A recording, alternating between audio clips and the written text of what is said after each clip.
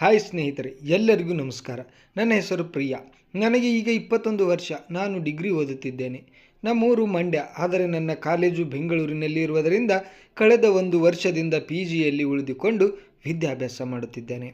ನಮ್ಮ ಮನೆಯಲ್ಲಿ ಅಪ್ಪ, ಅಮ್ಮ, ಅಕ್ಕ ಮತ್ತು ನಾನು ಹೀಗೆ 4 ಜನ ಇದ್ದೆವು. ಕಳೆದ ವರ್ಷ ನನ್ನ ಅಕ್ಕ ಸೌಮ್ಯಾಳ ಮದುವೆ ಅದ್ಧೂರಿಯಾಗಿ ನಡೆಯಿತು. ನನ್ನ ಭಾವ ಕಿರಣ್ ತುಂಬ ಒಳ್ಳೆಯ ವ್ಯಕ್ತಿಯಾಗಿದ್ದರು. ಅವರು ಬೆಂಗಳೂರಿನ ಒಂದು IT ಕಂಪನಿಯಲ್ಲಿ ಕೆಲಸ ಮಾಡುತ್ತಿದ್ದರು. ಮದುವೆಯಾದ ನಂತರ ಅಕ್ಕ ಮತ್ತು ಭಾವ ಬೆಂಗಳೂರಿನಲ್ಲಿ ಬಾಡಿಗೆ ಮನೆಯಲ್ಲಿ ವಾಸವಾಗಿದ್ದರು. ರಜೆ ಸಿಕ್ಕಾಗಲೆಲ್ಲ ನಾನು ಅವರ ಮನೆಗೆ ಹೋಗುತ್ತಿದ್ದೆ. ಅಕ್ಕ ನನಗೆ ತುಂಬ ಪ್ರೀತಿ ಮಾಡುತ್ತಿದ್ದಳು. ನಾನು ಮನೆಗೆ ಬಂದಾಗ ಅವಳಿಗೆ ತುಂಬ ಸಂತೋಷವಾಗುತ್ತಿತ್ತು. ಅಕ್ಕ ಮತ್ತು ಭಾವ ಹೊರಗೆ ಹೋಗುವಾಗ ನನ್ನನ್ನು ಕರೆದುಕೊಂಡು ಹೋಗುತ್ತಿದ್ದರು. ಸಿನಿಮಾ, ಶಾಪಿಂಗ್ ಅಥವಾ ಸಣ್ಣ ಪ್ರವಾಸ, ನಾನು ಅವರೊಂದಿಗೆ ಸಮಯ ಕಳೆಯುತ್ತಿದ್ದೆ. ಮನೆಯ ಕೆಲಸಗಳಲ್ಲೂ ಅಕ್ಕನಿಗೆ ಸಹಾಯ ಮಾಡುತ್ತಿದ್ದೆ. ಅಕ್ಕನಿಗೆ ನನ್ನ ಸಹಾಯ ತುಂಬ ಇಷ್ಟವಾಗ್ತಿತ್ತು. ಅಕ್ಕ ಮತ್ತು ಕಿರಣ್ ಮದುವೆಯಾಗಿ ಕೇವಲ 1 ವರ್ಷವಾಗಿತ್ತು. ಅವರಿಗೆ ಇನ್ನೂ ಮಕ್ಕಳಾಗಿರಲಿಲ್ಲ. ಕಿರಣ್ ಯಾವಾಗಲೂ ಕೆಲಸದಲ್ಲಿ ಬ್ಯುಸಿಯಾಗಿರುತ್ತಿದ್ದ ಕಾರಣ ಅಕ್ಕನಿಗೆ ಜೊತೆಯಾಗಲು ನಾನು ಆಗಾಗ ಅವರ ಮನೆಗೆ ಹೋಗುತ್ತಿದ್ದೆ. ಒಮ್ಮೆ ನನ್ನ ಪರೀಕ್ಷೆಗಳು ಮುಗಿದ ನಂತರ ಬೇಸಿಗೆ ರಜೆಯಲ್ಲಿ 2 ವಾರಗಳ ಕಾಲ ಅವರ ಮನೆಯಲ್ಲೇ ಉಳಿದುಕೊಂಡೆ. ಅಕ್ಕನಿಗೆ ಅಡುಗೆ ಮಾಡಲು ಸಹಾಯ ಮಾಡುವುದು, ಕಿರಣ್ ಆಫೀಸಿನಿಂದ ಬಂದಾಗ ತಿಂಡಿ ಕೊಡುವುದು ಮತ್ತು ಮನೆಯ ಕೆಲಸಗಳಲ್ಲಿ ನೆರವಾಗುವುದು ನನ್ನ ದಿನಚರಿಯಾಗಿತ್ತು. ಹೀಗೆ ಕೆಲವು ದಿನಗಳಲ್ಲಿ ನನ್ನ ಮತ್ತು ಕಿರಣ್ ನಡುವಿನ ಪರಿಚಯವು ಹೆಚ್ಚಾಯಿತು. ನಾವು ಸ್ನೇಹಿತರಂತೆ ಮಾತನಾಡಲು ಆರಂಭಿಸಿದ್ದೆವು. ಅವರು ನನಗಿಂತ ಸುಮಾರು 7 ವರ್ಷ ದೊಡ್ಡವರಾಗಿದ್ದರು. ನನ್ನೊಂದಿಗೆ ತುಂಬ ಸರಳವಾಗಿ ವರ್ತಿಸುತ್ತಿದ್ದರು. ಕೆಲವೊಮ್ಮೆ ಅಕ್ಕನ ಎದುರೇ ನನ್ನನ್ನು ತಮಾಷೆ ಮಾಡುತ್ತಿದ್ದರು. ನಾನು ಕೂಡ ಅದಕ್ಕೆ ನಗುತ್ತಾ ಉತ್ತರಿಸುತ್ತಿದ್ದೆ. ಹೀಗೆ ಎಲ್ಲವೂ ಸಾಮಾನ್ಯವಾಗಿಯೇ ಸಾಗುತ್ತಿತ್ತು. ಆದರೆ ಒಂದು ದಿನ ಅಕ್ಕನ ಸ್ನೇಹಿತೆಗೆ ಅನಾರೋಗ್ಯವಾದ ಸುದ್ದಿ ಬಂತು. ಅದಕ್ಕಾಗಿ ಸೌಮ್ಯ ತಕ್ಷಣ ಮಂಗಳೂರಿಗೆ ಹೋಗಬೇಕಾಯಿತು. ಹೊರಡುವ ಮುನ್ನ ಅವಳು ನನ್ನನ್ನು ಕರೆದು ಒಂದು ಜವಾಬ್ದಾರಿ ಕೊಟ್ಟಳು. ಪ್ರಿಯಾ, ನಾನು 2 ದಿನಗಳಲ್ಲಿ ವಾಪಸ್ ಬರುತ್ತೇನೆ. ಅಲ್ಲಿವರೆಗೆ ಮನೆ ಮತ್ತು ಕಿರಣನ ಊಟ ತಿಂಡಿಯನ್ನು ನೀನೇ ನೋಡಿಕೋ ಎಂದು ಹೇಳಿದಳು. ನಾನು ನಗುತ್ತಾ, ನೀನು ಯಾವುದಕ್ಕೂ ಚಿಂತೆ ಮಾಡಬೇಡಕ್ಕ, ನಾನು ಎಲ್ಲವನ್ನು ನೋಡಿಕೊಳ್ಳುತ್ತೇನೆ. ನೀನು ಜೋಪಾನವಾಗಿ ಹೋಬಾ ಎಂದು ಹೇಳಿದೆ. ಅಕ್ಕ ನನ್ನನ್ನು ಬಸ್ ಹತ್ತಿಸಿ ಕಳುಹಿಸಿದ ನಂತರ ಕಿರಣ್ ಆಫೀಸಿಗೆ ಹೋದರು. ನಾನು ಮನೆಯಲ್ಲಿ ಒಬ್ಬಳೇ ಉಳಿದೆ. ಆ ರಾತ್ರಿ ಕಿರಣ್ ಮನೆಗೆ ಬರುವಾಗ ಸುಮಾರು 10 ಗಂಟೆ ಆಗಿತ್ತು. ನಾನು ಅವರಿಗೆ ಊಟ ಬಡಿಸಿದೆ. ನಿನ್ನ ಊಟ ಆಯ್ತಾ ಎಂದು ಅವರು ಕೇಳಿದರು. ಹೌದು, ಆಗಿದೆ ಎಂದು ನಾನು ಉತ್ತರಿಸಿದೆ. ಊಟ ಮುಗಿಸಿದ ನಂತರ ಅವರು TV ನೋಡುತ್ತಾ ಕುಳಿತರು. ನಾನು ಅಡುಗೆ ಮನೆ ಸ್ವಚ್ಛಗೊಳಿಸಿ ಬಂದು ಅವರ ಎದುರು ಕುಳಿತೆ. ನಾವು ಎಂದಿನಂತೆ ಮಾತನಾಡುತ್ತಿದ್ದೆವು. ಆದರೆ ಆ ದಿನ ಕಿರಣ್ ಸ್ವಲ್ಪ ಮಂಕಾಗಿರುವಂತೆ ನನಗೆ ಅನಿಸಿತು. ಏನಾಯಿತು ಬಾಬಾ, ಯಾಕೆ ಇಷ್ಟು ಸಪ್ಪಗಿದ್ದೀರಿ? ಅಕ್ಕ ಇಲ್ಲ ಅಂತ ಬೇಜಾರಾ ಎಂದು ಕೇಳಿದೆ. ಅವರು ನಗುತ್ತಾ, ಹಾಗೇನಿಲ್ಲ, ಇವತ್ತು ಆಫೀಸಿನಲ್ಲಿ ತುಂಬಾ ಕೆಲಸವಿತ್ತು, ಬೆನ್ನು ನೋಯುತ್ತಿದೆ ಎಂದರು. ಹಾಗಾದರೆ ಆಸ್ಪತ್ರೆಗೆ ಹೋಗೋಣವೇ ಎಂದು ನಾನು ಕೇಳಿದೆ. ಬೇಡ, ನಿದ್ದೆ ಮಾಡಿದರೆ ಸರಿಯಾಗಬಹುದು ಎಂದು ಅವರು ಹೇಳಿದರು. ಸ್ವಲ್ಪ ಸಮಯದ ನಂತರ ಅವರು ತಮ್ಮ ಕೋಣೆಗೆ ಹೋಗಿ ಮಲಗಿದರು. ನಾನು ನನ್ನ ಕೋಣೆಗೆ ಹೋಗಿ ಮಲಗಲು ಪ್ರಯತ್ನಿಸಿದೆ, ಆದರೆ ನನಗೆ ನಿದ್ದೆ ಬರಲಿಲ್ಲ. ಮೊಬೈಲ್ ತೆಗೆದುಕೊಂಡು ಇಂಟರ್ನೆಟ್ ನೋಡುತ್ತಾ ಕುಳಿತೆ. ಹಾಗೆಯೇ ಬ್ರೌಸ್ ಮಾಡುತ್ತಾ ಸ್ವಲ್ಪ ಆ ತರಹದ ಕಥೆಗಳನ್ನು ಓದಿದೆ. ಒಳ್ಳೆಯ ಮಜಾ ಬಂತು. ಹಾಗೆ ನನಗೆ ಕಂಟ್ರೋಲ್ ಆಗಲಿಲ್ಲ. ಸೊ ಬಾತ್ರೂಮಿಗೆ ಹೋಗಿ ಕೆಲಸ ಮುಗಿಸಿದೆ. ಈಗ ಸ್ವಲ್ಪ ಸಮಾಧಾನ ಅನಿಸಿತು. ನನ್ನ ರೂಮಿಗೆ ಹೋಗುವಾಗ ನನ್ನ ಗಮನ ಭಾವನ ರೂಮಿನ ಕಡೆ ಹೋಯಿತು. ಯಾಕೆ ಅಂದರೆ ಆಗ ಕಿರಣ್ ಅವರ ಕೋಣೆಯ ಲೈಟ್ ಇನ್ನೂ ಆನ್ ಆಗಿರುವುದು ಗಮನಕ್ಕೆ ಬಂತು. ಅವರು ಇನ್ನೂ ಎಚ್ಚರವಾಗಿದ್ದಾರೆಂದು ತಿಳಿದು ನಾನು ಬಾಗಿಲಿನ ಬಳಿ ಹೋಗಿ, ಬಾಬಾ ಇನ್ನೂ ಮಲಗಿಲ್ಲವೇ ಎಂದು ಕೇಳಿದೆ. ಅವರು ಬೆನ್ನು ಇನ್ನೂ ನೋವು ಕಡಿಮೆಯಾಗುತ್ತಿಲ್ಲ, ಅದಕ್ಕೆ ನಿದ್ದೆ ಬರುತ್ತಿಲ್ಲ ಎಂದು ಹೇಳಿದರು. ಅವರಿಗೆ ನೋವು ಇರುವುದನ್ನು ನೋಡಿ ನಾನು ಸಹಾಯ ಮಾಡಬಹುದೇ ಎಂದು ಕೇಳಿದೆ. ಅವರು ಸ್ವಲ್ಪ ಹಿಂಜರಿದು ಔಷಧಿ ಹಚ್ಚಲು ಸಹಾಯ ಬೇಕೆಂದರು. ನಾನು ಸಹಾಯ ಮಾಡಲು ಒಪ್ಪಿಕೊಂಡೆ. ಅವರಿಗೆ ಎಲ್ಲೆಲ್ಲಿ ನೋವಿದೆ ಎಂದು ಕೇಳಿ ಅಲ್ಲೆಲ್ಲ ಮಸಾಜ್ ಮಾಡಿದೆ. ಮಸಾಜ್ ಮಾಡುವಾಗ ನನ್ನಲ್ಲಿ ಏನೇನೋ ಭಾವನೆಗಳು ಬರುವುದಕ್ಕೆ ಶುರುವಾದವು. ಔಷಧಿಯನ್ನು ಹಚ್ಚಿದ ನಂತರ ಈಗ ಹೇಗೆ ಅನಿಸುತ್ತಿದೆ ಬಾವಾ ಎಂದು ಕೇಳಿದೆ. ಅದಕ್ಕೆ ಅವರು ಈಗ ಸ್ವಲ್ಪ ನೋವು ಕಡಿಮೆಯಾದಂತೆ ಅನಿಸುತ್ತಿದೆ ಎಂದರು. ಅದನ್ನು ಕೇಳುತ್ತಲೇ ನಾನು, ಸರಿ ಬಾವಾ, ನೀವು ನಿದ್ದೆ ಮಾಡಿ ಅಂತ ಹೇಳಿ ಹೋಗಲು ಎದ್ದು ನಿಂತೆ.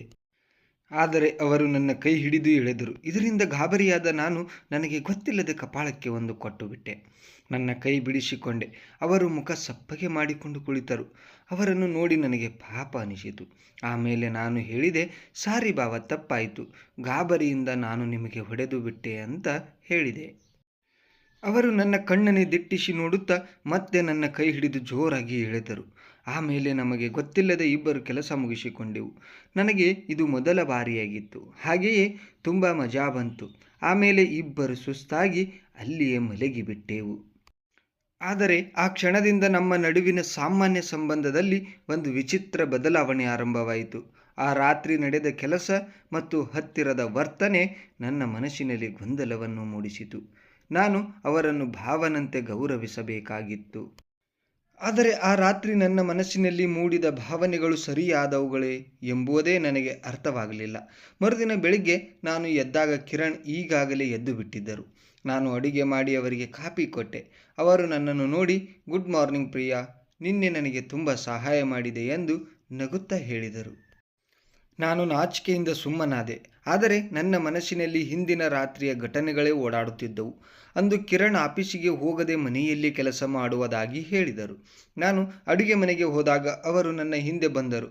ಪ್ರಿಯಾ, ನಿನ್ನೆ ರಾತ್ರಿ ನಡೆದದ್ದರ ಬಗ್ಗೆ ನನಗೆ ಮಾತನಾಡಬೇಕು ಎಂದು ಅವರು ನಿಧಾನವಾಗಿ ಹೇಳಿದರು.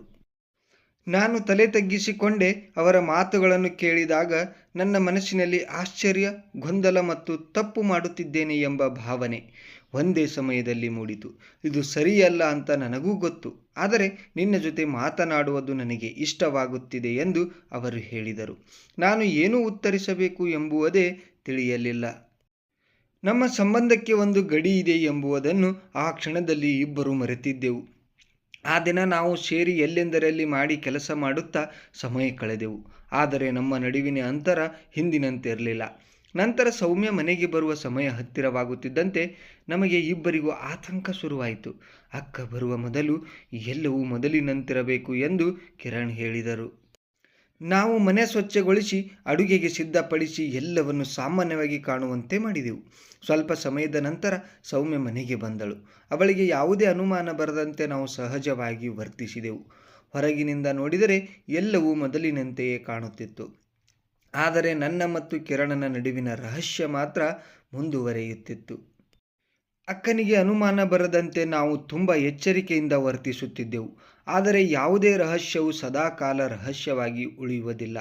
ಕೆಲವು ದಿನಗಳ ನಂತರ ಸೌಮ್ಯಾಳಿಗೆ ನಮ್ಮ ವರ್ತನೆಯ ಬಗ್ಗೆ ಅನುಮಾನ ಮೂಡಿತು. ಒಂದು ದಿನ ಅವಳು ನನ್ನ ಮೊಬೈಲ್ ಪರಿಶೀಲಿಸಿದಾಗ ನನ್ನ ಮತ್ತು ಕಿರಣನ ನಡುವಿನ ಕೆಲವು ಸಂದೇಶಗಳು ಅವಳ ಕಣ್ಣಿಗೆ ಬಿದ್ದವು.